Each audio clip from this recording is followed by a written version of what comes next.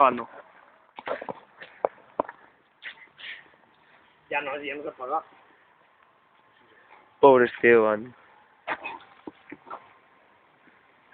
Fresquita, los amigos. ¿Por dónde es mea? Pues sujetarla, para que no se apague. Por todos lados. Eso está seco, ¿no? Está claro. Creo que sí.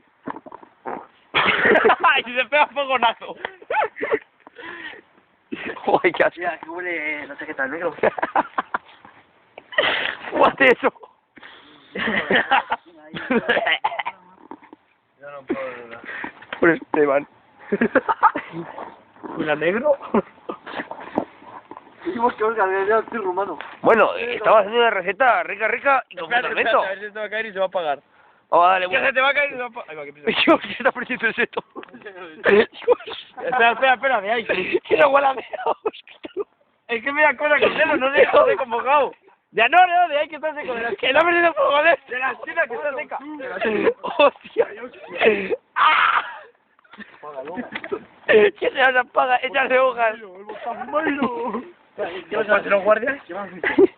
No, déjala, pero espérate que se abra mal. Se va a llevar a su lado. Caúl sigue grabando. ¡Hostia! Réglate de eso. Ahí va a prender la madera.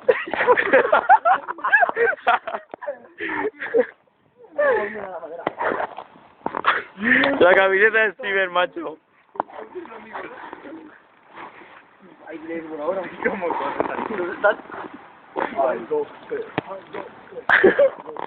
Se va a apagar, tío. Está prendiendo la madera.